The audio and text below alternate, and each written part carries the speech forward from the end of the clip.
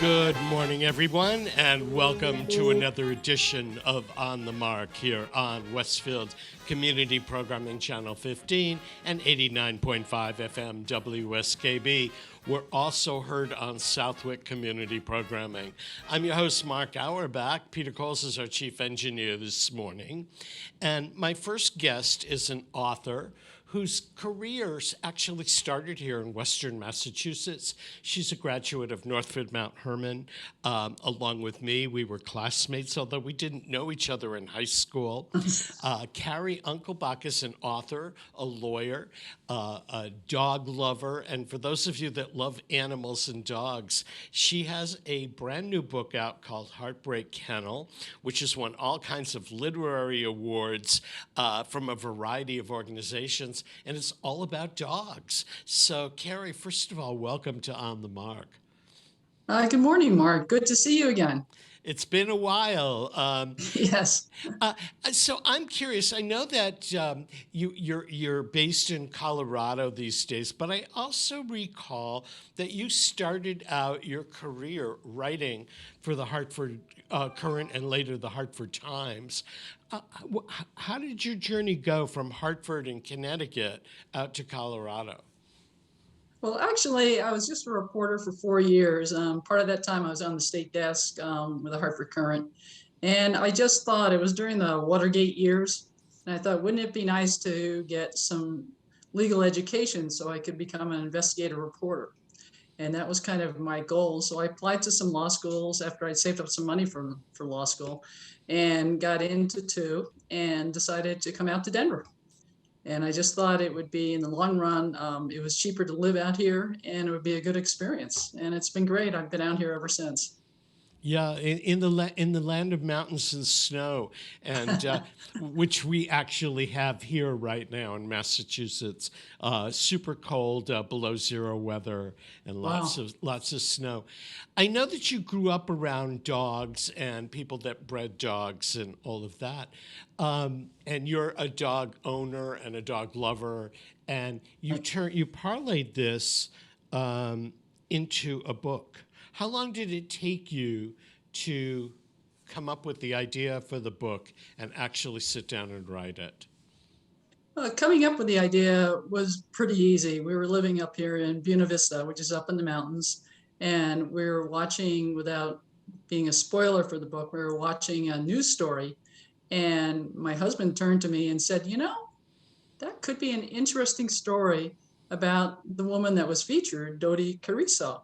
And I thought, well, I've always, I had been a reporter, and that's the type of stuff I liked. That's why I became a prosecutor out here, right out of law school, because it was the closest thing to reporting. And I thought, well, yeah, I thought that could be interesting.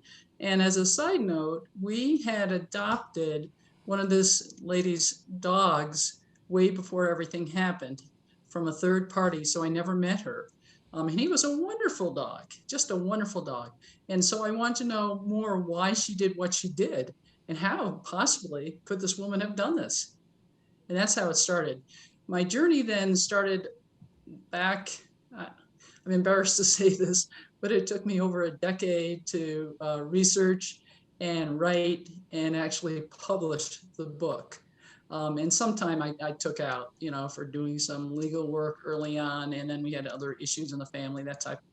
So I took my time, but I really wanted to polish it so that I gave the public the best possible product.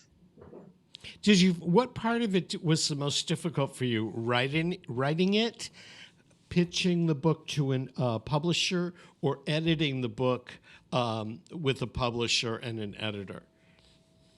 Well, actually, there were two things that were really hard for me. One was when I conducted over 100 interviews.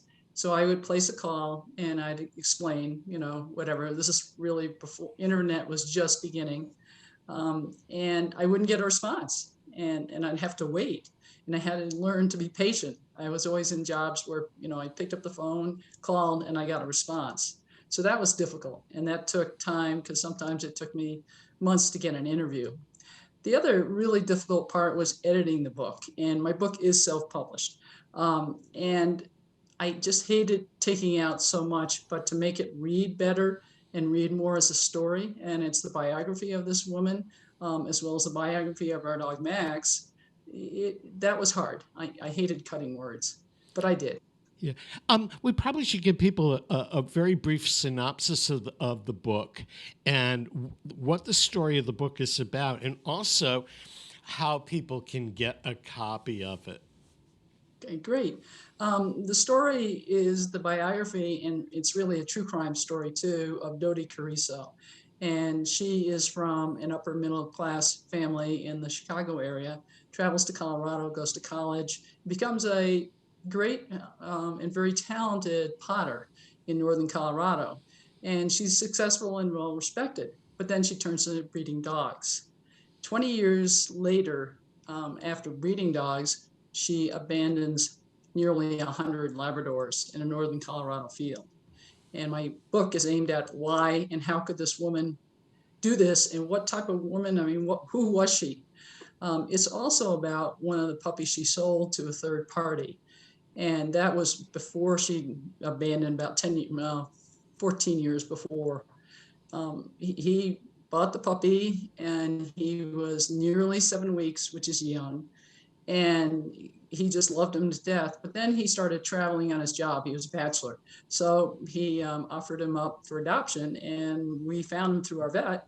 And so we adopted Max at age 4. And so it's his story too. And his is a very comical, uplifting story, and how he weaves himself into our hearts. Her Dodie's life, adult life, is unconventional, sometimes bizarre, and sometimes just shocking. And the chapters, they are alternating, so they're woven in together with one another. So that's about the book, and I don't want to. It's got a surprise ending, so I don't want to spoil that for anyone. You can purchase the book, anyone can, at your local bookstore. Just ask them to order it, and they can through Ingram. It's available on Amazon, both in email formats, email, I'm sorry. It's early here this morning. In ebook formats, as well as paperback. And that's also true. I know Barnes and Noble has it in ebooks also. And you can also get it off my website if you want an autographed copy. And here's my website in case anyone's interested, if you can see it. I'm It's not my sure. name. I'm not sure I can see it. So, since Okay. part of our audience is radio, read it to them. Okay, it's www. Cary, Cary, last name is Unkelbach.com. And just go there and you can see how to order it. And I'll be happy to autograph it if you like. CaryUnkelbach.com. How you grew up around dogs and breeders in your family and stuff like that, and now you raise and live with more than one dog. How many dogs have you had in your lifetime? Well, my family, their first Labrador was when I was 1 year old, and they gave me my dog Thumper when I was 9. So I had Thumper and Peanut, and I have to add it up. David Lass and Whiskey. I had 5 before I married my husband, and then we've had 1, 2, 3, 4, 5, 6. We're on our 7th dog, and unfortunately, this spring we lost one of our labs, so now we only have 1. Although tomorrow we hope to drive to Kansas City to meet an older puppy, and we hope to bring her home. So then we'll have 2. I don't know much about labs, although I see a lot of people walking them in my neighborhood. What makes the lab as a breed? Why are you attracted to Labradors?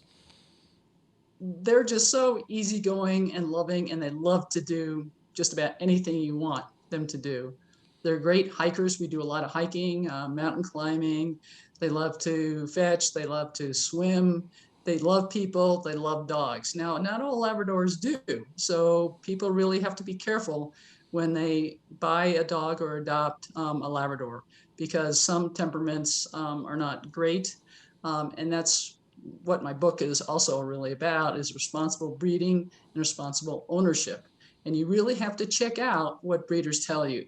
I just heard of a case the other day where they thought they were getting a healthy puppy and they asked about the health and everything. Well, the dog came down with distemper. And that's just a basic shot that, dogs get. And the dog died, and the family was heartbroken. So there's much you can do to research. And that's also what my book is about. I mean, it's a story, but it also teaches much about buying, a quality dog. And there's always unknowns. There's never a guarantee because they're dogs. And there's some of the genetics are polygenetic traits. And so you can't predict if this disease is going to come into the Labradors. But the Labrador's personality is just great, I think. And they're just so loving. We'll always have a Labrador. Yeah. If somebody's listening or watching today and is thinking, well, I'd really like to adopt a dog, and they see labs and think this is great. How do you find a good breeder? I think a really good way to start is to see if there's a local Labrador Retriever club in your area, and contact them and see if they have anyone has any puppies available. Because if it's in your area, it's easy to visit, and you definitely want to visit the kennel, or the people that have the dog. And there's also something called the Labrador Retriever Club Inc. That's the only national organization for Labradors. They also list breeders too. You want to find someone who is interested enough in Labradors that belongs to a club, not just a backyard breeder. And this gal she never joined anything as far as dogs go. So that's really important. Then the next step is you need to follow through. Talk to the people on the phone, see if they have anything coming up. And even if, the puppies aren't well, go and visit them, talk to them. They're going to want to interview you. And that's a good sign. If they don't interview you and just want to sell you something, walk away and follow your gut. If you have a bad feeling, just something's not right, walk away. That's the best thing you can do. And there are various checks that you can do. You can go on websites about the Orthopedic Animals Foundation, excuse me, and that will check to see if they say they have health clearances. You can double check what the breeder says, and you want to do that. You want to double check people. Also ask friends for references. And in the East, there's so many dog shows. You could easily go to a dog show, even though you don't want perhaps a show dog. You want a dog from a good line. And oftentimes breeders will keep only one or two of a litter because they're trying to improve the breed, but they sell the rest of them as pets because the dogs just aren't the show quality that they want. So you got a really great dog, and hopefully with health clearances, and that's what you're looking for. And what's the appropriate age to adopt a puppy? The earliest you should get a puppy would be 8 weeks. And, you have to be prepared for all the, housebreaking and chewing, and Labradors love to chew, digging, etc. So it depends upon where you live, if you want to get an older one. We kind of want one that will be able to hike a little bit this summer, and this puppy is about 10 months old. So by the time she's a little bit older, she can go on short hikes, but you want those growth plates to really close, and that's anywhere between 18 months to 2 years. So, but 8 weeks is the absolute minimum. If someone tries to sell you something earlier, walk away. Now, I know that when you're talking about breeders, you're talking about purebred labs. There are so many dogs available for adoption that are not purebred.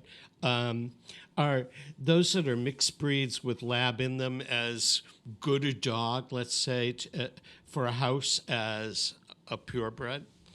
Or is it how they're raised? I think it's what's behind the dog in a rescue, and it applies also to one bred by a lab breeder, a good breeder. And I think it's also it just depends upon the dog themselves. I mean, you need to meet the dog. The rescues can be great, and there are breed rescues out there. Safe Harbor Lab Rescues out here, and we actually partner up together to sell books, we did that early on, and that was great. I love to help rescues, etc. But also consider that because Labradors are the most popular breed in America, that shelters will often say that this dog has some lab in it. And anything that's black or yellow, oftentimes they'll say has lab, and they may have none, no genes of the Labrador in them. But you just, find out as much as you can about the dog. Is there one? I like purebreds, going back to your question, Mark, because I can trace the history, the health history and the lineage. And I know quite a bit about Labradors, so I can see where there were some problems. I know more about the temperament, and you can predict better what the dog's going to be like when they grow up. With a rescue, unless they know a ton about the dog, which usually they don't, you don't have that luxury. That's the main difference that I see, as well as you don't know about their health or their environment from which they came, and that could really influence them, good or bad. Now, you and your husband are avid hikers and mountain hikers. Do dogs take to hiking the way people do? I think they do. They just love it. And our Labradors just love hiking. And we had one dog that passed this spring, but he climbed 48 mountains, and he just loved it. And you have to be careful because more people are hiking now. So you need to have them on leash unless they're under voice control. You need to teach them not to chase critters.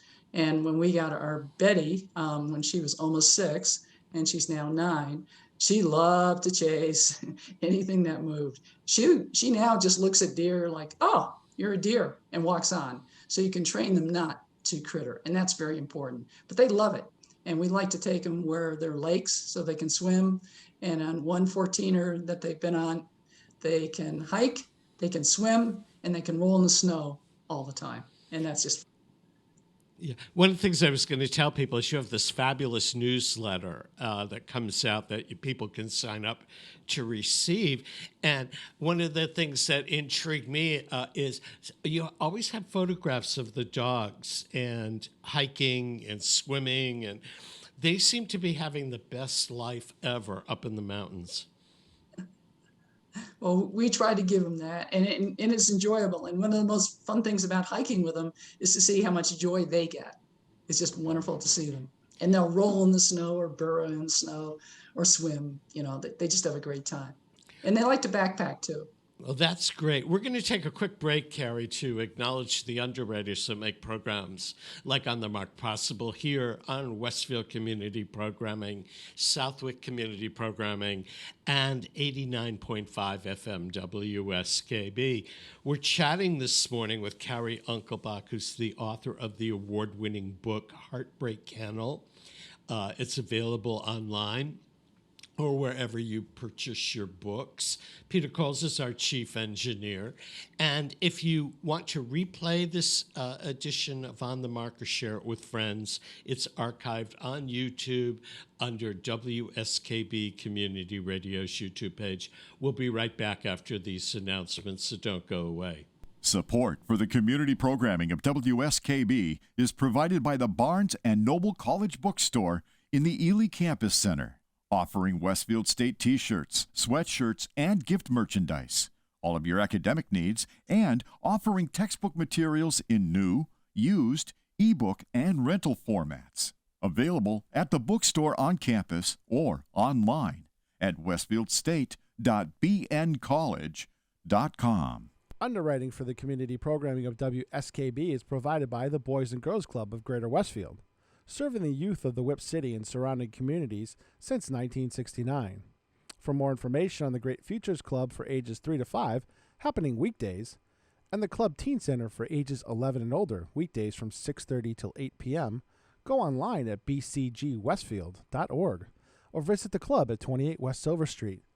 The Boys and Girls Club of Greater Westfield. Great futures start here. This is Ken Stomsky from Ken's Den on WCPC 15 and 89.5 FM, Tuesdays, 8 to 10. Community Radio. 89.5 WSKB. Live from Studio 120 at Westfield Technical Academy, this is WCPC Channel 15 and 89.5 FM, WSKB Westfield. Welcome back to On the Mark, everyone. I'm your host, Mark Auerbach. Peter Coles is our chief engineer in Studio 120 this morning.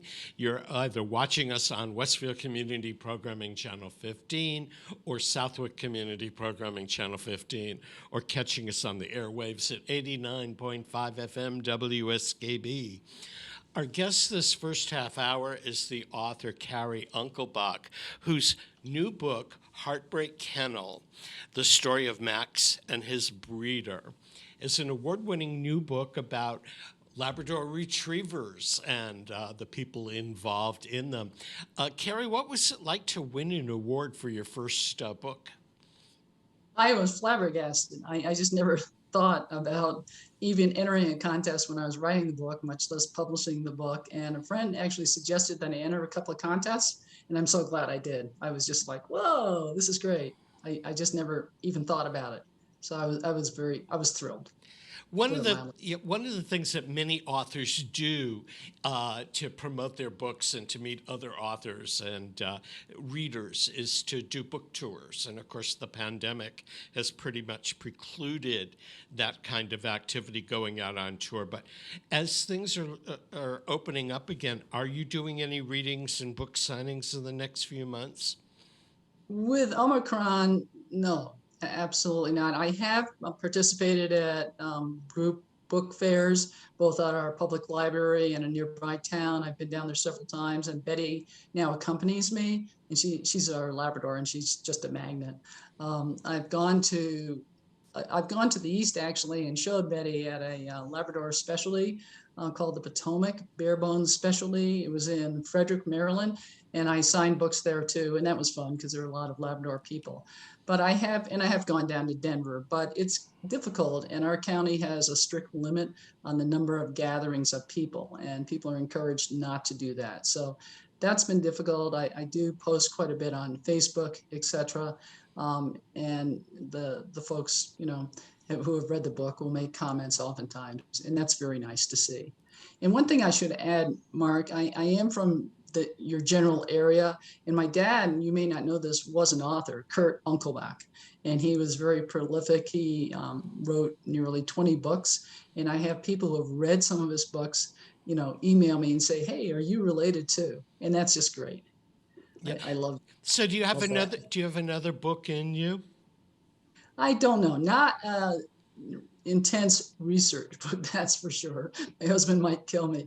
But a fiction book would be somewhat easier. Right now I'm concentrating on getting caught up on blogs, and I urge people to go to my website and sign up. And the articles are just all over the place as far as about dogs. Some will appeal more to pet owners, some to more serious Labrador owners, etc. But there's always something new and fun. So I'm spending time, and I just love putting out information that will help people and help their dogs. And that's right now what I'm doing. Yeah. So I have two thoughts, but they're still in infancy. And so, do your dogs realize that they are that there's books about their breed when you take them around? Do they realize they're living with an author, or are you just one of their pack? No, well, our boy Ranger certainly knew. He helped me edit it. He'd come into my office every day and just, lie down and sleep while I was, working on my book. And the other previous dogs did too. But he liked going to bookstores, and people come up and they see, "Oh, what a nice dog," and they pet him. And then on the back of my book, I have a picture of myself and Ranger, and they say, "Oh, that's the dog." And Betty looks somewhat, our other dog, the sole dog right now, somewhat like Max on the cover, and she's related to him way, way, way back. So that's fun. But they just have fun. So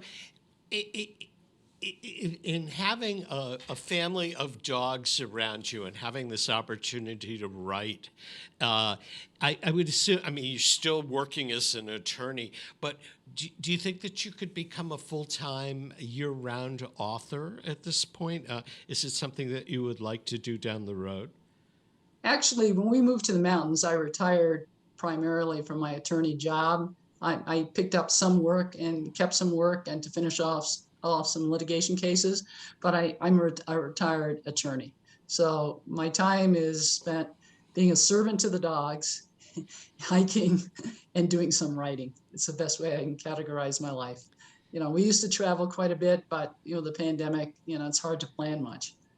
And I'm sure it's hard to travel with dogs. It is. It is. That's why we tend to, last few summers, camp. We backpacked a few times, and that was just wonderful. And they love it, of course, too. So, but it is. Not all motels or hotels are kind or encourage dogs to stay. And some do, but the fees sometimes are really high. They're more than the room, it seems. So it's kind of silly. Well, Cary, thanks for joining us this morning on the Mark. We've been chatting with the author, Cary Unkelbach, whose Heartbreak Kennel has won all kinds of awards. You can find it at your neighborhood bookstore. You can order it online from Amazon. You can, if you're going to order it, we always recommend you patronize the independent booksellers who work so hard to keep books available for people. And you can follow Cary at her blog and her website at CaryUnkelbach.com, and it's CaryUnkelbach.com. Thanks for joining us this morning, Cary. I can't wait to see or read the next book. Thank you very much, Mark, for having me this morning. I appreciate it. It's been great. It's been great chatting with you. We're going to take a break to acknowledge underwriters, so we'll be back with more On the Mark, so don't go away. Support for the community programming of WSKB is provided by Westfield Bank. For more than 160 years, Westfield Bank has been an important community presence and commercial leader in the Pioneer Valley, with convenient full banking services in Westfield, West Springfield, East Longmeadow, Agawam, Feeding Hills, Springfield, Southwick, as well as Enfield and Granby, Connecticut. Visit us on the web at westfieldbank.org. Support for community radio on WSKB provided by Westfield Electroplating. Employing over 140 skilled platers, painters, and technicians, Westfield Electroplating was founded in 1946 and was the first company in the country to achieve National Aerospace and Defense Contractor Program accreditation, proudly maintaining that status for over a decade. Westfield Electroplating provides over 50 quality finishes to meet your corrosion, cosmetic, or performance needs. On the web at www.westfieldplating.com or 413-568-3716. Westfield Electroplating, putting the finishing touches on technology. Join me, Tina Gorman, each week from 6 to 8 a.m. for Wake Up Wednesday, when my guests and I discuss health, wellness, and lifestyle reimagined. Community Radio. 89.5 WSKB. Live from Studio 120 at Westfield Technical Academy, this is WCPC Channel 15 and 89.5 FM, WSKB Westfield. Welcome back to On the Mark, everyone. I'm your host, Mark Auerbach. Peter Coles is our chief engineer. We're broadcasting from Studio 120 at Westfield Technical Academy, and you're listening or watching On the Mark on either Westfield Community Programming, Southwick Community Programming, or listening on 89.5 FM WSKB.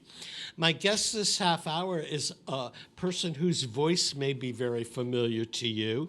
If you watch television and you've watched WFSB, or better known as Channel 3 in Hartford, you may have heard the voice of Lee Gordon. If over the years you heard watched the guy who picked the winning numbers on the Connecticut lottery, that would have been Lee Gordon, or a voice on radio. And he is a voiceover artist who has worked on numerous commercials that you hear on radio or watch on TV over the years. We both know each other because we were high school classmates, but I don't believe that either one of us were particularly involved in broadcasting when we were in school at Northfield Mount Hermon. But I am so glad to have this opportunity to chat with Lee Gordon. Good morning. Morning, Mark. Nice to see you. I know that you're wintering in sunny Florida while we're all freezing here in western New England. Lee, how did you get started in broadcasting, and how did you become a voiceover artist? Well, I will tell you by correcting your first assumption, which was that I was not involved in broadcasting back in high school. Your classmate, Kurt Hansen, started a radio station on campus. It was during your junior, my senior year, and he was taking a survey at the end of the corridor at the dorm one day, asking, just trying to judge interest in having a radio station on campus. And I said, yes, sign me up. And so Kurt put the station on the air, the late Kurt Hansen, and who became a radio legend after graduating. And he signed me up, and I did my very first ever radio show from a little studio that Kurt built in a little room in Hayden Hall. And then in college, I continued with college radio. And while I was a junior in college, I got a job as at one of the local radio stations as a professional broadcaster, so to speak. And I kept with that from then for the next 10 or 12 years, and gradually kind of morphed into doing a lot of commercials and doing some on the side, and then eventually just back in the late 90s transitioned to full-time voiceover. People don't understand what voiceover is necessarily. So do you actually produce the commercial and write the commercial and script it and then record it and are the voice? Or is the commercial written and you come in and you read it? Well, for the bulk of my broadcasting career, what you described is what I did. I was a disc jockey for a few years. Then the station that I was working at transitioned to all news, and there's no room for disc jockeys at an all news station. And I pitched them on the idea of having me become the production director, which was a job that happened to be open at the time. They said, no, thank you. You're probably just going to move out of town and take the next DJ job that comes around. And I ended up working for an advertising agency for whom I had done a few voiceovers on the side, because I met the owner of the agency at a local bar, and he threw some business my way. And then so I was already doing a little bit of voiceover back then in the mid 70s.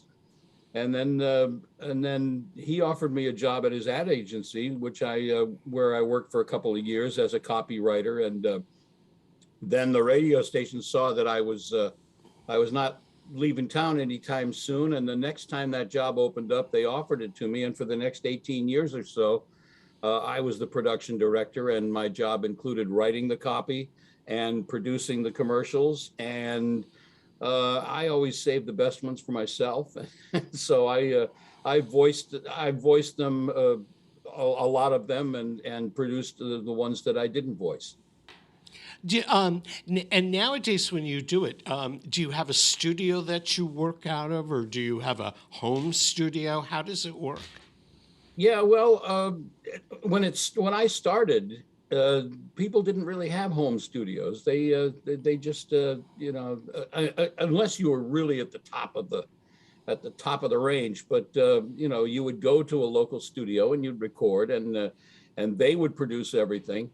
And with the coming of the internet and the improvements in technology, you pretty much had to do a home studio if you wanted to be able to take advantage of work that was out of town. And you would still go to a local studio, but so a lot of people, myself included, have home studios. I have two, because you mentioned that I spend the winter in Florida, and if it's any consolation to you, although it's not as cold as it is up there, it is rainy and gray today. So it's not quite the paradise that it normally is. But so I have a studio back in Connecticut, and I have a studio down here. But it's with the advent of computer technology the way it is, most of the components of a studio are not nearly as expensive as they used to be back in the old days when you had to go to a studio. There's no more recording on tape. Everything is computers are not particularly expensive anymore. So it's doable. I mean, there's certain components that you would have that the average person who doesn't do voiceover for a living, they might have the little built-in microphone that comes in their webcam or something, and those of us who do this for a living have invested a little bit of money in some higher end equipment. But for the most part, it's and then when coronavirus came along, then a lot of the people, especially in the big cities like New York and Boston, New York and Los Angeles, that did their voiceover work in almost exclusively in studios, suddenly found themselves not being able to go to studios, and they had to suddenly start putting studios in their homes and figuring out how to work everything. And so there's a bit of a learning curve, ironically, for the people kind of at the top end of the business, because they were the ones that never had to do anything for themselves. They could, just hop in the limo and drive over to the studio and do their thing. And then suddenly they had to do everything on their own. It's funny because during the pandemic, we have a fully functioning radio and TV studio here, and everybody came in and did their shows, although guests were either phoning it in or doing Zoom. But the year prior, I had been in an accident and I was unable to drive for a period of time. So I installed a studio in the house. I had never done it before, but with the advent of computer and, you can have a good quality studio in your house as long as you don't have a lot of noise in the background. My biggest problem in producing radio from home, which I've done, is I have loud neighbors. And on a summer day, they're out screaming and yelling at each other on the patio, and there's no way to buffet that sound. So I end up recording at 2 or 3 in the morning while the neighbors are asleep. But I think a lot of us have been able to pivot in terms of what we've been able to do thanks to technology. Oh, absolutely. Now, in Connecticut, I built myself a relatively soundproof studio. So I can go in there and the neighbors can be making noise, and in fact they can even be mowing their lawn, and I can still record. But before that, I used to record in a fairly open space, and I would have to in the winter I would have to turn off my furnace so that it wouldn't come on, because where I recorded was located directly above it, and I would also have to turn off the refrigerator. So I had to put a temperature probe with an alarm in my refrigerator so that I wouldn't forget to turn it back on. And then down in Florida, I'm not on a very busy street, and so while I have the same equipment in my studio down here, I just have some blankets and some electrical conduit as a framework. And now that said, today's garbage day, so it's very possible that you will that you will hear the garbage truck come down the street once or twice too while we're doing this conversation. But for the most part, external noise is not a real big issue. I mean, one day a week they'll be mowing the lawn and there'll be leaf blowers and edgers and that sort of stuff, and I have had to work around that. Especially doing, recording on my own time. I can just record whenever I want to, but once in a while, with somebody at a studio elsewhere and work on their schedule. So at one time I was working with a guy back in Hartford, and I was here, and and we did have to stop for 10 minutes while the leaf blowers were were finishing up. Yeah. Your voice is your living. What do you do to protect your voice? Frankly, not much. I don't do a lot of yelling and screaming, and in fact, I mean, there are a lot of people who do video games, and part of that is yelling and making all kinds of loud, death noises and what have you. And I tend not to audition for those, and so I don't. I know a lot of people do all kinds of things. They gargle with all kinds of products and use neti pots, and I don't do any of that stuff. I just let it fly, basically. And I try not to abuse my voice, but I don't really take any particular precautions or warm-ups or any of that stuff. Yeah, I do. I find it because my everyday speaking voice is probably higher than my radio voice and all of that. But I become very protective. I stay away from tobacco. Not that I smoke, but I don't want to be in a smoke-filled room. I make sure that I'm hydrated and stuff. And people ask me because there's so many people out there that have to speak in public these days for their work. And they say, well, how do you do it? And what are your tricks of the trade? And all of that. And we mentor a lot of up-and-coming radio and TV people. And I don't know, did you get voice training as you were going over through the years, or did you sort of pick it up on your own? I did not get any formal training, which is unusual because my mother was a drama coach, and so and I don't know if you remember the TV series V, about the aliens that took over the planet, and the queen. They looked like lizards, but they had some way of disguising themselves as humans. And the queen, a woman named Jane Badler, was one of my mother's students. And but I never actually took formal lessons from my mother, but kind of absorbed what I could absorb. And I did study. In college, we had, my degree is in communication, and particularly in, radio, TV communication.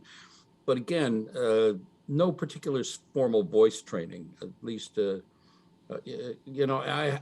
haven't even studied with any of the well-known voiceover coaches. I've just, I figure by the time this coaching, I knew that coaching was available. I'd been doing it for 30 plus years. And so I figured, you're not going to teach an old dog new tricks. It was probably not the smartest move on my part to not avail myself of coaching. But no, it's what I've done is just been picked up from doing it for all these years, and from having been a producer of radio spots for so many years. And so I just kind of developed my ear that way. And, sometimes, as you know, because when you get guests on and they're not used to speaking on the radio, and maybe you put headphones on them, or you do a mic check, and you record them and you play some back, and they're shocked at what they sound like because they don't think they sound anything like what they sound like. I've been doing this so long, I know I sound exactly how I think I sound, and so that helps me kind of do what I need to do. I think people don't realize what they sound like, and certainly microphones pick up all of the idiosyncrasies. I know, for example, that I can pop my P's very easily, and I have also, like many people, a space between my teeth, so I hiss when I use the letter S. And I just remembered learning at the time I was doing marketing in the arts and working for the Springfield Symphony Orchestra. And there were all these S words, one after another, Springfield Symphony Summer Series.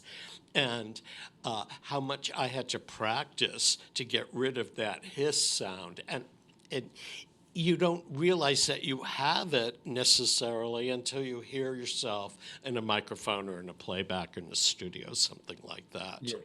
Yeah, exactly. And of course, there's software called de-essing software that can mitigate it, but in the process of taking out that S sound, it takes other stuff out that you'd rather leave in. So, that's kind of a last resort. But yeah, I've done the same thing. I've trained myself to the best of my ability. I mean, there's not much you can do. I had a gap between my front teeth for a while, and now I have my 4 front teeth are an implant. And when I was getting the implant, my biggest concern wasn't pain. It wasn't even the enormous expense. It was being able to speak. And every once in a while, I'll get a little bit of sibilance, but fortunately, that was the first thing after I had the implants put in. The first thing I did was record myself and make sure that I could still speak normally. And fortunately that worked out. But I mean, I had no choice about having the teeth replaced.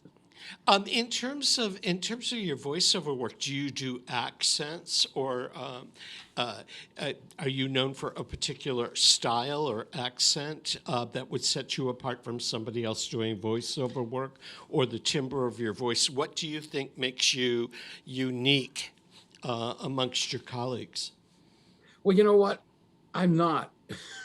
It's there are really literally hundreds of people who do the same thing that I do, and I realize, so if I audition for something and don't get it, that I just roll with it, because I know that if I do get something, I know that there are a bunch of other people who could do it, and if somebody else gets something and I hear it and I say, I could have done that.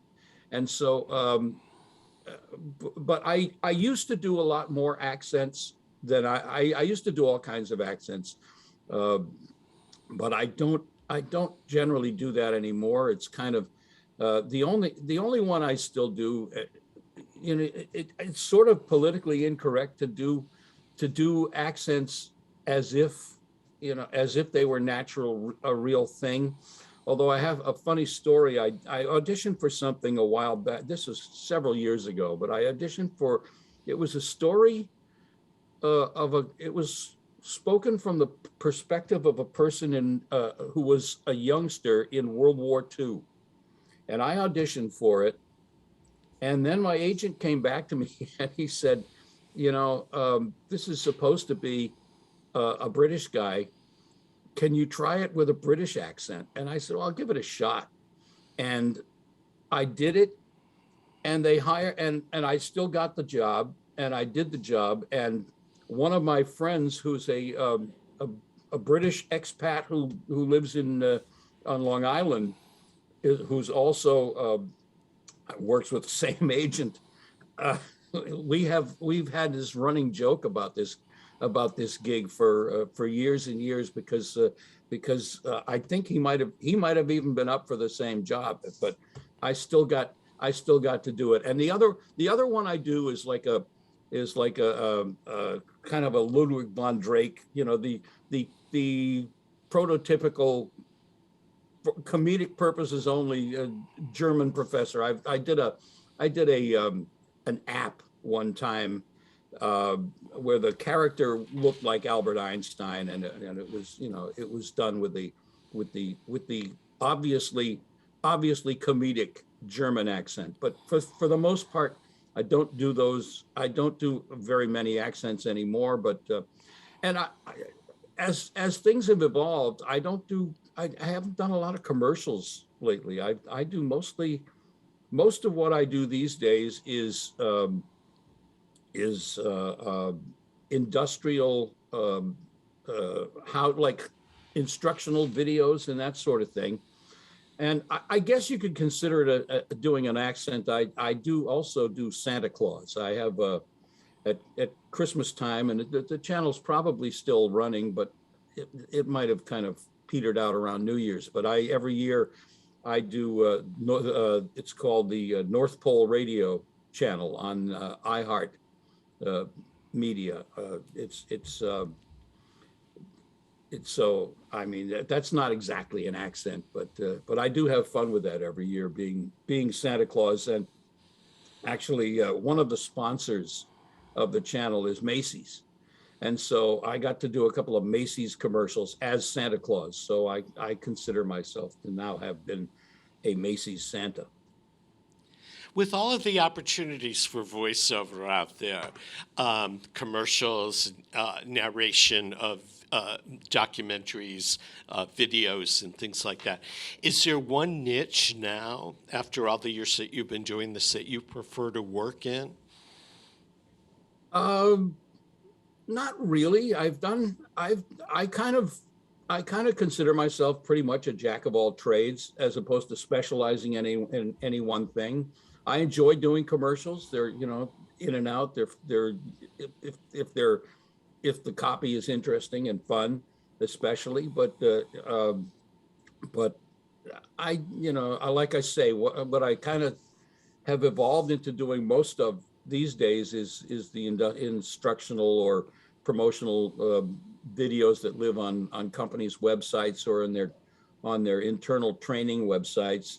But I've done a few audiobooks. It's not my thing. I don't really go after those anymore. And but I have friends who've done literally hundreds of them, and it's what they like the most, what they do the most. But no, commercials and I've done some games. That's always kind of a fun thing to be able to do, and a little bit of animation, a little bit of everything, basically. Are there any icons in the voiceover industry or people that are your heroes as you started in the industry or as you worked in it over the years? Oh, absolutely. I mean, most of them are no longer with us. There was Don Pardo, who famously was the announcer on Saturday Night Live until he retired at age 90. I think he retired, and maybe he just did it until he died, and he was in the 90s. Another guy named Peter Thomas, who also did voiceover until he was in his 90s. There's a guy, a very famous voiceover person named Alexander Scorby. He had this big, great, booming voice, and his nephew and namesake, whom we call Lex, was my brother's roommate for a while. So that was kind of cool that one of my that I had a personal connection to one of my voiceover heroes, and he was quite a famous actor as well, a stage actor, I believe. I'm sure that was probably pretty common back in the early days. I mean, Mason. I'm trying to think of his name. He played the boss on the Lou Grant show, but he had this great voice that you would recognize instantly, and he was an actor, and still these days, a lot of the big voiceover jobs go to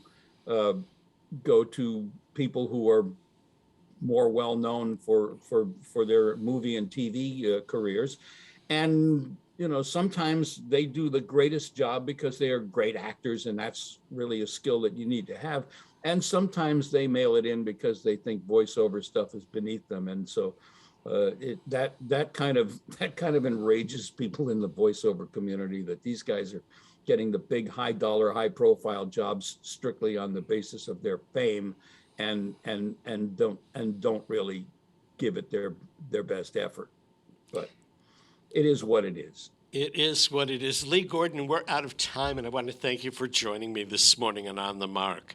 Hopefully pleasure. our paths will cross soon at some point in the near future, because both of us have spent a lot of times over the years working as reunion chair people for our respective classes at Northfield Yes. Mount Hermon, and we tend to see each other up on campus, and it's been a long time. Well, I'm looking. My reunion is coming up in the first week of June, and I don't know if you would still be an observer. I don't think that becomes necessary after the last reunion, but we are. I have so many classmates in your class that I've remained friendly with, so I'm definitely going to come up there for an afternoon. Well, we'll see you in June then. Okay. We've been chatting with Lee Gordon, the voiceover artist, and this wraps up another edition of On the Mark. Peter Coles has been our chief engineer. If you missed a part of today's program, want to listen to it or watch it again or share it with friends, it's stored on YouTube under WSKB Community Radio. Peter Coles is our chief engineer today. We've been broadcasting from Studio 120. I'm Mark Auerbach, and we'll see you next week on another edition of On the Mark.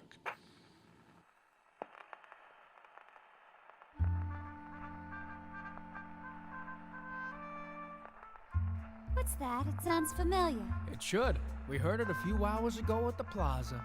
Well, not quite the plaza. The foyer of the plaza. That's close enough. No, it isn't. But for us, it'll have to do. It took Wilbur Wright years to learn to build something that flew. But my heart took flight in no time by spending a moment with you. It took Fred Astaire years to learn to tap out that tattoo. But I danced on air in no time by spending a moment with you. The look in your eyes was a pleasure, my personal treasure was in it. J.P. Morgan works weekends, I got rich in a minute. It took Sigmund Freud years to learn what makes people feel blue. But I'm overjoyed, I avoid being low just by spending a moment with you. It took Wilbur Wright. He worked every night. Years to learn to build something that flew until he turned blue. But my heart took flight in no time by spending a moment with you. It took Fred Astaire years to learn to tap out that tattoo. That rhythmic tattoo. But I danced on air in no time by spending a moment with you. The look in your eyes was a pleasure, my personal treasure was in it. J.P. Morgan works weekends, I got rich in a minute. It took Mr. Freud. Sigmund Freud. He got quite annoyed. Years to learn what makes people feel blue. unhappy and blue. But I'm free as a boy. Overjoyed. My cares are destroyed. I avoid being low just by spending a moment with you. A moment with you. A moment with you. A moment with, a moment with, a moment with, a moment with you.